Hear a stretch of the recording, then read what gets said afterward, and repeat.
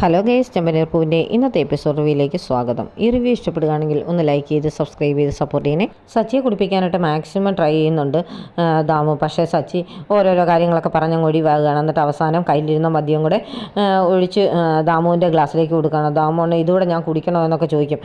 അതുകൂടെ കുടിക്കണം ബോസ് കുടിക്കണമെന്നൊക്കെ പറഞ്ഞ് ഒരുപാട് സന്തോഷത്തോടു കൂടിയുള്ള പരുവത്തിലൊക്കെ സച്ചി സംസാരിക്കുകയാണ്. അന്നേരം പറയും, എന്തായാലും ബോസ് ഇങ്ങനെ ചെയ്തത് ശരിയായില്ല. നമ്മൾ രണ്ടുപേരോട് ആദ്യമായിട്ടൊന്ന് കൂടിയപ്പോഴത്തേന് ബോസ് എന്താ കുടിക്കാനെന്നൊക്കെ ചോദിക്കും. ഞാൻ അങ്ങനെ കുടിക്കുന്നത് എങ്ങനെയാണ്, ശരിയാകത്തില്ല. ഇന്ന് ഇവിടെ ഒരു ഫംഗ്ഷൻ നടക്കുന്ന ദിവസമല്ലേ എന്ന് ചോദിക്കും. എന്തായാലും ഫംഗ്ഷനൊക്കെ നടക്കുമ്പോൾ അല്ലേ നമ്മൾ കുടിക്കേണ്ടത്. അതുകൊണ്ട് എനിക്ക് ഭയങ്കര സങ്കടമുണ്ടെന്നൊക്കെയാണ് ദാമു പറയുന്നത്. അത് ഞാൻ എൻ്റെ ഭാര്യയ്ക്കും എൻ്റെ അച്ഛനും ഞാൻ വാക്ക് കൊടുത്തതാണ്, ഇന്നിവിടെ ഈ ഫംഗ്ഷൻ്റെ സമയത്ത് ഒരു പ്രശ്നം ഉണ്ടാക്കില്ല എന്ന്. അതുകൊണ്ട് എനിക്ക് ആ വാക്ക് പാലിക്കണമെന്നൊക്കെ പറയും. ഉടനെ ദാമു പറയുന്നുണ്ട്, നിങ്ങൾ എന്തിനാ ഈ എല്ലാവർക്കും ഈ വാക്കൊക്കെ കൊടുക്കാൻ പോകുന്നത്? അതുകൊണ്ടല്ലേ ഇപ്പോൾ എനിക്കൊരു കമ്പനി ഇല്ലാതായി പോയെന്നൊക്കെ പറയും.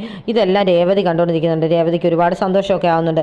എന്നിട്ട് രേവതി ഉടനെ സച്ചിയെ വിളിക്കും. അപ്പോൾ സച്ചി ഒന്നും ഞെട്ടുന്നുണ്ട്. ഇനി സച്ചി മദ്യത്തിൻ്റെയൊക്കെ അടുത്ത് നിൽക്കുന്നുണ്ട്. അപ്പോൾ സച്ചി കുടിച്ചോന്ന് രേവതി തെറ്റിദ്ധരിക്കുമോ എന്നുള്ള രീതിയിലാണ്. സച്ചി അന്നേരം തന്നെ അങ്ങോട്ട് രേവതിയുടെ അടുത്തോട്ട് വരും. അപ്പോൾ രേവതി ചോദിക്കും, എന്താ ഇവിടെ നിന്ന് ചോദിക്കും. ഞാൻ ഈ മനുഷ്യനുമായിട്ടൊന്ന് വർത്താനം പറഞ്ഞുകൊണ്ട് നിന്നേ ഉള്ളൂ എന്നൊക്കെ പറയും. എന്നാൽ ഇവിടെയാണോ വന്നിക്കേണ്ട, വാ അങ്ങോട്ട് പോകാമെന്ന് പറഞ്ഞ് സച്ചിയെ രേവതി അങ്ങ് അകത്തേക്ക് കൊണ്ടുപോവുകയാണ്. സച്ചിയേട്ടൻ എന്തിനാ അവിടെ ഇരുന്നോടത്തൊന്ന് എഴുന്നേറ്റ് ഇങ്ങോട്ടൊക്കെ വന്നെന്ന് ചോദിച്ച് രേവതി സച്ചിയെ വഴക്ക് പറയുന്നുണ്ട്. അത് ഞാൻ ആ മനുഷ്യനെ വിളിച്ചപ്പോഴത്തേനും അങ്ങോട്ട് പോകണ്ടേ, ഒരു മാന്യനായ മനുഷ്യനാന്നൊക്കെ പറയും. അയാളെ കണ്ടാൽ മാന്യനാന്ന് തോന്നുന്നു, ഒരു കള്ള ലക്ഷണം അയാൾക്കുണ്ട്, കണ്ടില്ലേ എന്നൊക്കെ ചോദിക്കും. എന്നാ പറയാം, അത് പെണ്ണിൻ്റെ ആൾക്കാരാണ്. അപ്പോൾ അവരോട് നമ്മൾ സംസാരിക്കുകയും ഒക്കെ ചെയ്തില്ലെങ്കിൽ അവർക്ക് എന്തെങ്കിലും അപമാനം തോന്നിയെന്ന് പറഞ്ഞ് അവരെന്തെങ്കിലും പ്രശ്നം ഉണ്ടാക്കിയാലോ, അതൊക്കെ പ്രശ്നമാകുകയില്ലോ എന്നൊക്കെ ചോദിക്കും. ഒരു പ്രശ്നമില്ല, ഇങ്ങോട്ട് വാന്ന് പറഞ്ഞ് അകത്തേക്ക് വിളിച്ചുകൊണ്ട് വരുമ്പോഴത്തേന് രവിയും അശോകനും ഇങ്ങനെ ഇവരെ തപ്പി നടക്കുകയായിരുന്നു. അപ്പോൾ ഇവരെ കണ്ടു കഴിയുമ്പോഴത്തേനും ആശ്വാസത്തോടെ ഇവരടുത്ത് വന്ന് ചോദിക്കും, എന്താ വല്ല പ്രശ്നമൊക്കെ ഉണ്ടെന്ന്. ഒരു പ്രശ്നമില്ല അച്ഛാ, ഞാൻ പുറത്തേക്കൊന്ന് പോയെന്നേ ഉള്ളൂ, അവിടെ നിന്ന് വർത്താനം പറഞ്ഞിട്ട് ഞാൻ ഈ കയറിപ്പോന്ന് പറയും. എന്തായാലും വാ മോനെ എന്നൊക്കെ പറയുന്നുണ്ട്. വന്നാൽ നമുക്ക് വീട്ടിൽ പോയേക്കാന്ന് പറയും. അങ്ങനെ പോകാൻ പറ്റത്തില്ല, ഭക്ഷണമൊക്കെ ഇല്ലേ, അപ്പോൾ അത് കഴിക്കാതെ പോയാൽ അവരെന്താ വിചാരിക്കുന്നു. അച്ഛാ പിന്നെ അദ്ദേഹം വന്നായിരുന്നെന്ന് ചോദിക്കും. അതാരാന്ന് ചോദിക്കും. അല്ല, നമ്മുടെ മലേഷ്യക്കാരൻ വന്നായിരുന്നെന്ന് ചോദിക്കും. ഇല്ല, ഇതുവരെ വരുമെന്ന് പറഞ്ഞിട്ട് വന്നില്ലെന്ന് പറയുന്നുണ്ട്. അതാ എനിക്കറിയാമായിരുന്നു വരത്തില്ലെന്ന്, എല്ലാവരും അങ്ങ് വിശ്വസിച്ചോളുക. എന്തായാലും പൗഡർ ഇടത്തിയ ഒരു കില്ലാടി തന്നെയാണ്, അത് കാരണം ചുമ്മാ നുണ പറയുന്നതാണ്, എല്ലാവരും അങ്ങ് വിശ്വസിച്ചിരിക്കുകയല്ലേ, എനിക്കറിയാൻ വരത്തില്ലെന്നൊക്കെ സച്ചി പറയുന്നുണ്ട്. മോനെ, നീ ഇങ്ങനെ ഒച്ച വെച്ച് ഇവിടെ ഉള്ളവരെ എല്ലാം കാര്യങ്ങളൊന്നും അറിയിക്കേണ്ട, നീ അവിടെ ഇത്ര നേരം മിണ്ടാതിരുന്നില്ലേ, അതുപോലെ തന്നെ മൗനവ്രതത്തിൽ അവിടെ ഇരുന്നോളാൻ പറയും. ശരി അച്ഛാ, ഞാൻ അവിടെ തന്നെ ഇരുന്നോളാമെന്ന് പറഞ്ഞ് രേവതി കൂടെ സച്ചി അകത്തേക്ക് വരുവാണ്. ഈ സമയത്ത് ചടങ്ങൊക്കെ കഴിഞ്ഞ് ഇനിയിപ്പം നമുക്ക് പുറത്തേക്ക് പോകാമെന്ന് ഭാമ ഇങ്ങനെ വർഷയോട് പറയുന്നുണ്ട്. അപ്പോൾ വർഷയ്ക്ക് ഭയങ്കര പേടിയാണ്. തിരിഞ്ഞ് നോക്കുമ്പോഴത്തേന് ചന്ദ്രമതി ഇങ്ങനെ കൊല്ലാനുള്ള ദേഷ്യത്തിൽ ഇങ്ങനെ നിൽക്കുകയാണ്. എന്നിട്ട് ചോദിക്കും, എന്തായാലും ഇനി നിൻ്റെ അച്ഛനൊന്നും വരത്തില്ലല്ലോ അല്ലേ, എന്ത് ചെയ്യും നിൻ്റെ അച്ഛൻ്റെ അനുഗ്രഹം മേടിക്കണം, നിൻ്റെ അച്ഛൻ വരുമെന്നൊക്കെ അല്ലേ നീ പറഞ്ഞിരുന്നു, എന്നിട്ട് എന്ത് ചെയ്യും നിൻ്റെ അച്ഛൻ എന്ന് ചോദിക്കും.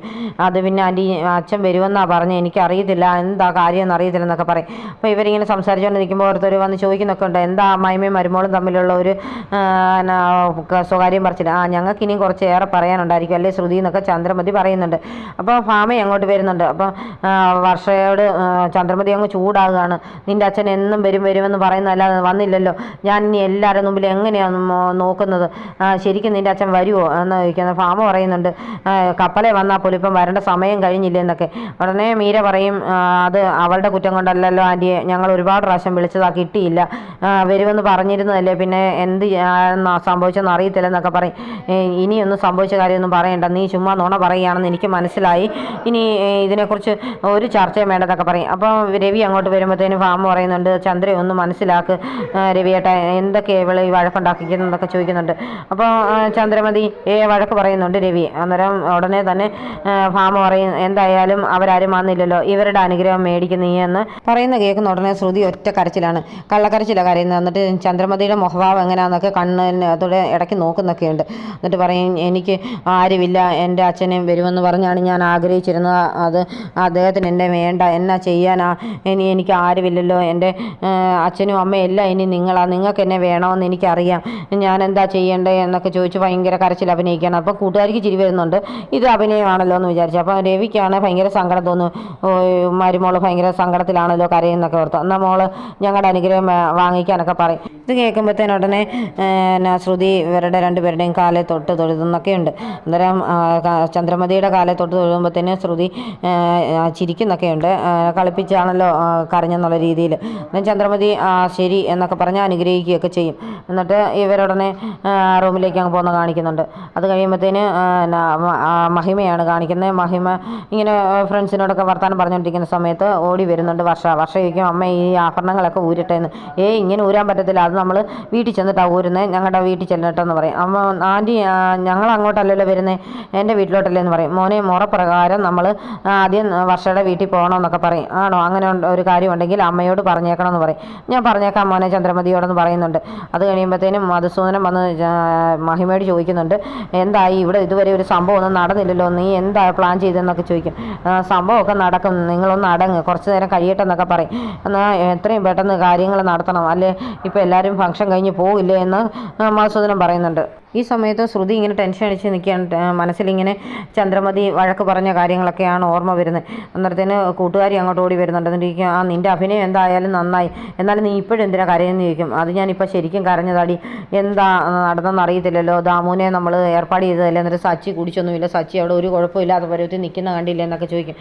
എടി സച്ചി ഇവനെ കുടിപ്പിക്കാനായിട്ട് കൊണ്ടുപോയതാണ്, പക്ഷേ എന്താ സംഭവിച്ചെന്ന് അറിയത്തില്ല, ഞാനൊന്ന് നോക്കിയിട്ട് വരാമെന്നൊക്കെ പറയുന്നുണ്ട്. ആ സമയത്ത് അങ്ങോട്ട് ശ്രുതി ഓടി വന്നിട്ട് പറയും, ശ്രുതി ഫംഗ്ഷനൊക്കെ കഴിഞ്ഞ് നമുക്ക് കഴിക്കാൻ പോകാം, ഞങ്ങൾ ഈ ഫംഗ്ഷൻ അങ്ങോട്ട് ചെയ്തതല്ലേ ഉള്ളൂ, അത് കാരണം ഞങ്ങൾക്കിപ്പം കഴിക്കാൻ പറ്റില്ല, വേണമെങ്കിൽ ശ്രുതി പോയി കഴിച്ചോളാൻ പറയും. അത് അങ്ങനെയാ, ശരിയാന്ന്, എന്നെ വിശന്നിട്ട് വയ്യ, ഫുഡ് കഴിക്കാമെന്നൊക്കെ പറഞ്ഞ് ഞങ്ങൾ ശ്രുതി നിൽക്കുകയാണ്. അങ്ങനെ പറയും പറ്റത്തില്ല, വേണമെങ്കിൽ പോയി കഴിച്ചോളാൻ പറയും. എനിക്കാണ് തല ഇറങ്ങും, എന്നാ ചെയ്യുമെന്നൊക്കെ വെറുതെ ശ്രുതി ഇങ്ങനെ നിൽക്കുകയാണ്. അപ്പോഴത്തേന് ശ്രുതിയോട് കൂട്ടുകാരി പറയും, എന്തായാലും ഞാനൊന്നും ചെന്ന് നോക്കട്ടെ, ദാമുവിൻ്റെ കൂടെ നിൽക്കുന്ന കണ്ടതായിരുന്നല്ലോ സച്ചിയെ, മദ്യ ഗ്ലാസ്സും ഉണ്ടായിരുന്നു കയ്യിൽ, പിന്നെ അവൻ എന്താ കുടിക്കാൻ ഞാൻ ചെന്ന് തിരക്കിയിട്ട് വരാമെന്ന് പറഞ്ഞ് പോകുമ്പോഴത്തേന് ദാമു അടിച്ച് ഫിറ്റായിട്ട് ഇറങ്ങി വരികയാണ്. അന്നേരം മീര അങ്ങോട്ട് ചെന്ന് ചോദിക്കും, എന്നെ മനസ്സിലായെന്ന്. പിന്നെ എന്നൊക്കെ പറഞ്ഞ് നോക്കിയിട്ട് പറയും, മീര മാഡോ, എന്നാ മീര മാഡം വന്നെന്നൊക്കെ ചോദിക്കുന്നുണ്ട്. എടോ താൻ ഞങ്ങളുടെ കയ്യിൽ നിന്ന് കാശ് മേടിച്ചിട്ട് എന്തുകൊണ്ടാണ് സച്ചിയെ കുടിപ്പിക്കാനെന്ന് ചോദിക്കും. ഞാൻ ഒഴിച്ചു കൊടുത്തതാണ്, ഞാൻ എന്തെല്ലാം പറഞ്ഞിട്ടും അവൻ കുടിക്കുന്നില്ലായിരുന്നു, അവനൊരു കുടിയനല്ല, അല്ലെങ്കിൽ പിന്നെ അവൻ അത്രയും നേരം ആ മദ്യ ഗ്ലാസ്സുമായിട്ട് നിൽക്കത്തില്ലായിരുന്നു, ഒരു കുടിയനായിരുന്നെങ്കിൽ അത്രയും നേരമുള്ള ത്തിനകം അവൻ കുടിച്ചിരുന്നേനും. പക്ഷേ ഇതെന്താണെന്ന് അറിയത്തില്ല, അവന് അത്രയും മദ്യത്തിന് അടിമയല്ലാത്തതുകൊണ്ട് അവൻ കുടിക്കാഞ്ഞത്, അവനെ കുടിപ്പിക്കാൻ പറ്റത്തില്ലായിരുന്നൊക്കെ പറയുന്നുണ്ട്. ഇനി ബാക്കി കാശ് തരാൻ പറയുന്നുണ്ടെങ്കിൽ പറയും, അതൊന്നും പറ്റത്തില്ല, ബാക്കി കാര്യങ്ങൾ ചെയ്തില്ലല്ലോ, അതുകൊണ്ട് കാശ് തരത്തില്ലെന്ന് പറയും. എന്നാൽ നീയാണ് ഇതിനെല്ലാം പിന്നിലെന്ന് ഞാൻ സച്ചിയോട് പറഞ്ഞു കൊടുക്കുമെന്ന് പറയുന്നുണ്ട്. ദാമോണ്ണെ പറയും, എന്നാൽ താൻ എൻ്റെ കയ്യെ കയറി പിടിച്ചെന്ന് ഞാൻ പറഞ്ഞ് ഞാനിവിടെ ബേളം ഉണ്ടാക്കുമെന്ന് പറയും. അയ്യോ എൻ്റെ പേരിന് ഡാമേജ് ഉണ്ടാക്കരുത്, ഇനി എനിക്കൊന്നും വേണ്ട, ഞാൻ പോയേക്കാമെന്ന് പറഞ്ഞ് ദാമു ഉടനെ അങ്ങ് പോവുകയാണ്. മുറിയിൽ ചെന്ന് മീര പറഞ്ഞു കൊടുക്കുന്നുണ്ട് ശ്രുതിയോട്, അവനെ മാക്സിമം ദാമു കുടിപ്പിക്കാൻ നോക്കിയിട്ടും അവൻ കുടിച്ചില്ല, എന്തായാലും പ്രശ്നം ഉണ്ടാക്കുമെന്ന് വിചാരിച്ചിട്ട് അവൻ ഇളകിയില്ലെന്നൊക്കെ പറയും. എന്തായാലും ഇനി അങ്ങോട്ട് ചെന്ന് കഴിഞ്ഞാൽ പിന്നെ എൻ്റെ അമ്മായിമ്മ എന്നെ പൊരിക്കുമോ എന്നുള്ള കാര്യം ഉറപ്പാന്ന് പറയും. ശരിയാ, നിനക്കിനി ആ വീട്ടിൽ താമസിക്കാനേ പറ്റത്തില്ല, അവർ നിന്നെ വെറുക്കത്തേ ഉള്ളെന്നൊക്കെ പറയും. ഇനി എനിക്ക് ആ വീട്ടിലൊരു സ്ഥാനം കാണത്തില്ല എന്ന് പറയുമ്പോഴത്തേന് ഉടനെ കൂട്ടുകാർ പറയും, ശരിയാ, വർഷം എടുത്ത് അവൾ തല വെക്കും, പിന്നെ നിനക്ക് അവിടെ ഒരു സ്ഥാനവും കാണത്തില്ല, നിന്നെ ഇടിച്ച് ചവിട്ടത്തേ ഉള്ളെന്നൊക്കെ പറയും. ഞാൻ ഇനി എന്ത് ചെയ്യണമെന്ന് അറിയത്തില്ല, ശ്രുതിയെ ഇനി എൻ്റെ വരുതിയിലാക്കണം, കാരണം അവൻ ഞാൻ പറയുന്നതൊക്കെ കേട്ട് എൻ്റെ കൂടെ ഇറങ്ങി പോരണം, പുറത്തെങ്ങാനും എവിടെയെങ്കിലും പോയി വേറെ താമസിക്കണമെന്നൊക്കെ പറയും. ഞാൻ നിന്നോട് എത്ര പ്രാവശ്യം പറഞ്ഞതാ ഇങ്ങനെ ചെയ്യണമെന്ന്, എന്നിട്ട് നീയല്ലേ പറഞ്ഞത് കുടുംബത്തോടൊപ്പം താമസിക്കണമെന്ന്, ഇപ്പം മനസ്സിലായില്ലേ എന്നൊക്കെ ചോദിക്കും. എന്തായാലും ഇന്ന് ഈ ഫംഗ്ഷൻ തീരുന്നതിന് മുമ്പ് എന്തെങ്കിലും ഒരു പ്രശ്നം ഉണ്ടായാൽ മാത്രമേ എനിക്കിനി പിടിച്ചു നിൽക്കാൻ പറ്റത്തുള്ളൂ, എന്തെങ്കിലും ഉണ്ടായാൽ മതിയായിരുന്നൊക്കെയാണ് ഇവർ ഇന്ന് ഡിസ്കസ് ചെയ്യുന്നത്. പിന്നീട് കാണിക്കുന്നത് മഹിമ ഇങ്ങനെ ഓരോരുത്തരോടൊക്കെ സംസാരിച്ച് നിൽക്കുന്നതാണ്. ആ സമയത്ത് മഹിമ ഏർപ്പാട് ചെയ്ത ഒരാൾ അങ്ങോട്ട് വരുന്നുണ്ട്. എന്നിട്ട് പറയും, ചേച്ചി ഞങ്ങൾ കഴിക്കാനിരിക്കുന്നതിനെക്കുറിച്ച് ആലോചിക്കുന്നത്, എന്തായാലും പായസമൊന്നും തീർന്നു പോകത്തില്ലല്ലോ അല്ലേന്ന്. ഉടനെ പറയും, നിങ്ങൾ കഴിക്കാൻ വന്നതല്ലേ, ഇവിടെ പ്രശ്നം ഉണ്ടാക്കിക്കാൻ വന്നതല്ലേ, എങ്ങനെയും പ്രശ്നം ഉണ്ടാക്കിച്ചേ പറ്റത്തുള്ളൂ എന്ന് പറയും. അത് ചേച്ചി ഞങ്ങൾ മാക്സിമം നോക്കിയതല്ലേ, കാലൊക്കെ ഞെരിച്ച് നോക്കി, അവസാനം അടിച്ച് നോക്കി, അവൻ കൊച്ചു കുട്ടികളെ പോലെ അങ്ങ് ഒതുങ്ങി നിന്നില്ലേ, ഇനിയിപ്പോൾ അവനെ മെൻ്റലി ടോർച്ചർ ചെയ്യാനാണ് ഞങ്ങൾ വിചാരിക്കുന്നു പറയും. എന്താ നിങ്ങളുടെ പ്ലാനെന്ന് ചോദിക്കും. ഞങ്ങൾ സച്ചിയും സച്ചിയുടെ അച്ഛനെയും വിളിച്ചിരുത്തി ഇലയിട്ട് സദ്യ വിളമ്പി കഴിയുമ്പോഴത്തേന് സച്ചിയുടെ അച്ഛനോട് പറയും, ഒരു VIP വന്നിട്ടുണ്ട്, അതുകൊണ്ട് ഇപ്പം കഴിക്കാൻ പറ്റത്തില്ല, ആ സീറ്റിൽ നിന്ന് എഴുന്നേറ്റ് തരണമെന്ന്. അങ്ങനെ വരുമ്പോഴത്തേന് സച്ചിക്ക് ദേഷ്യം വരുമല്ലോ എന്ന്. ഉടനെ അത് കേൾക്കുമ്പോഴത്തേന് മഹിമയ്ക്ക് അങ്ങ് സന്തോഷമാകുന്നുണ്ട്. ശരിയാണ്, അവൻ്റെ അച്ഛനെ അപമാനിച്ച് കഴിഞ്ഞാൽ പിന്നെ അവൻ സഹിക്കത്തില്ല, അവൻ ബഹളം ഉണ്ടാക്കും, അടി ഉണ്ടാക്കും എന്ന് പറയും.